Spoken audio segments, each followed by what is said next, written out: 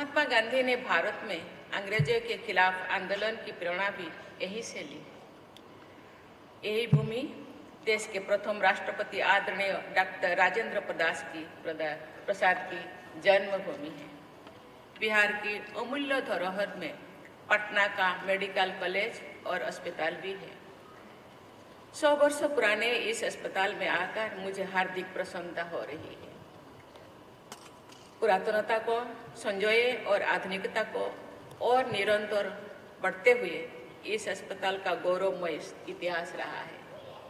100 वर्ष पूर्ण होने के उपलक्ष्य में मैं इस संस्थान से जुड़े सभी पूर्व और वर्तमान चिकित्सकों, अधिकारियों और विद्यार्थियों को बधाई देती हूँ। इस संस्थान का गुणवत्तापूर्ण चिकित्सा सेवा और शिक्षा प्रदान करने का समृद्ध इतिहास रहा है। इसकी गिनती एशिया के सबसे अच्छा अस्पतालों में होती थी। इस संस्थान के पूर्व विद्यार्थियों ने अपनी प्रतिभा, सेवा और समर्पण के बल पर देश विदेश में अपना और पीएमसीएच का नाम रोशन किया है।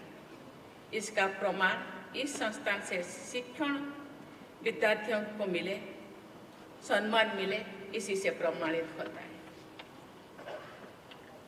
अनेक पूर्व विद्यार्थियों ने न केवल पद्म पुरस्कार बल्कि डॉक्टर BC राय पुरस्कार और अन्य प्रतिष्ठित पुरस्कारों से भी सम्मानित हुए।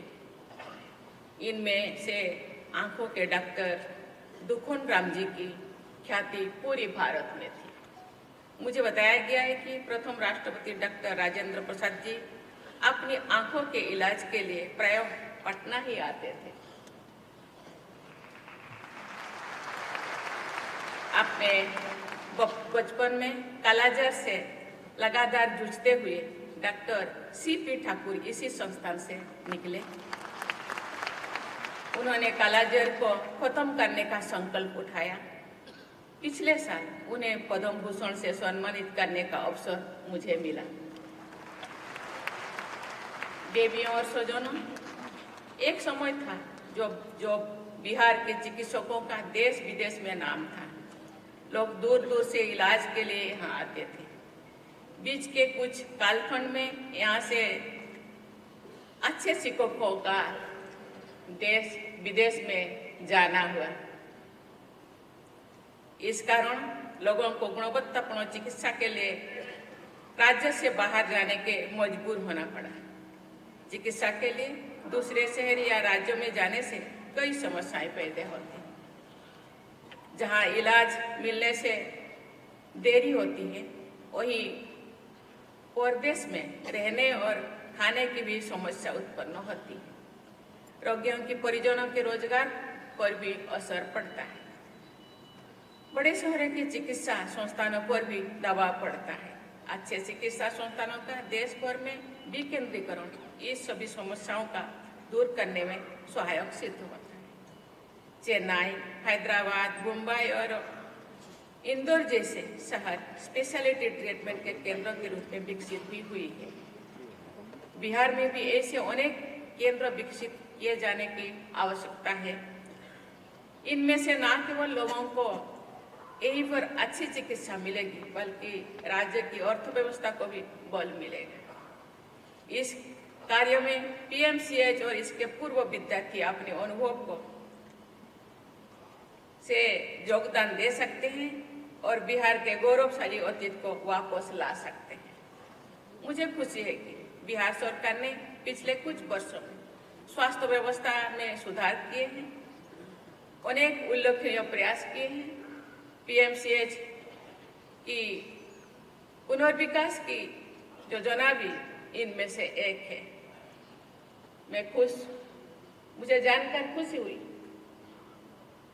कि पुनर्विकास के लिए पीएमसीएच आधुनिक सुविधाओं और तकनीकी से युक्त होने के लिए बिहार सरकार ने 5,400 से ज़्यादा राशि इसके लिए प्रबंध किया गया है और इसके काम बहुत जोर शोर से चल रहा है।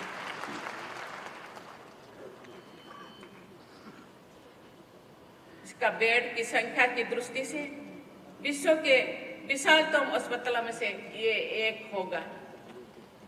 देवियों और स्वजनों, आज का युग टेक्नोलॉजी का युग है। मेडिकल के क्षेत्रों में भी टेक्नोलॉजी अहम भूमिका निभा रहा है। आर्टिफिशियल इंटेलिजेंस और रोबोटिक्स जैसे तकनीकी चिकित्सा प्रक्रिया को अधिक सरल और सटीक बना रहे हैं। मेरी इस संस्थान से जुड़े सभी लोगों से अपील है कि आप आधुनिकतम तकनीकों को अपनाने के लिए सदैव तत्पर रहें।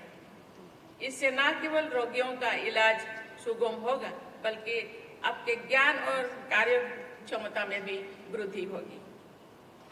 किसी भी संस्थान के निरंतर विकास में उस संस्थान के शिक्षकों और विद्यार्थियों द्वारा किए जा रहे शोध महत्वपूर्ण भूमिका निभाते हैं। मुझे ये जानकर प्रसन्नता हुई है कि पीएमसीएच में अनुसंधान और विकास को प्रोत्साहित किया जाता है। कालाजार और बॉर्न टीवी पर यहाँ किए गए शोध को दुनिया भर में मान्यता मिली है।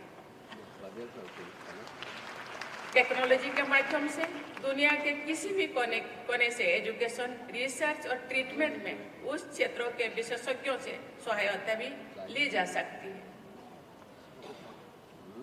पीएमसीएच के अलुमिनाई एक ऐसा नेटवर्क बना सकते हैं जिसमें वे अपने रिसर्च और प्रॉब्लम डिस्कस कर सकते हैं। इससे न केवल चिकित्सकों को बल्कि रोगियों को भी लाभ होगा।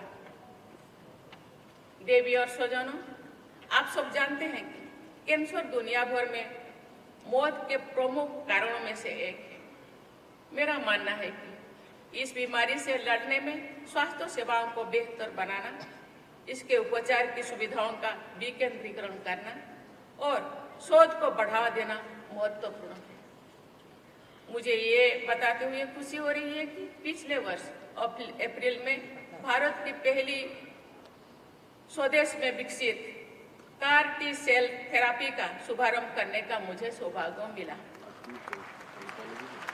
ये therapy IIT Bombay, Tata memorial hospital और इम्यूनो एक्ट के बीच सहयोग से विकसित की गई है।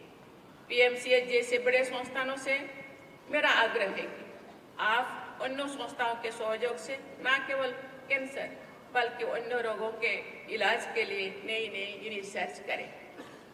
देवियों और स्वजनों, हमारे डॉक्टर, शोधकर्ता, चिकित्सक और शिक्षक होने के साथ साथ एक परामर्शदाता भी होते हैं। इन सभी भूमिकाओं में ये लोगों और समाज की सेवा करते हुए राष्ट्र निर्माण में भी अपना योगदान देते हैं।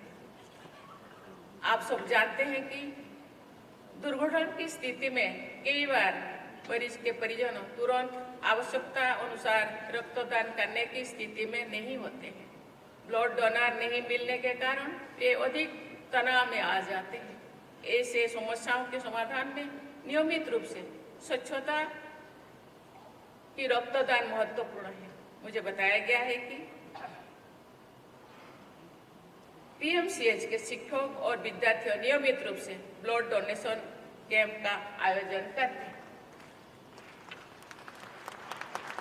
रक्तदान के साथ साथ अंगदान भी महत्वपूर्ण है। ये प्रसन्नता का विषय है कि पीएमसीएच गैर सरकारी संगठनों के साथ मिलकर इस दिशा में कार्य कर रहे हैं।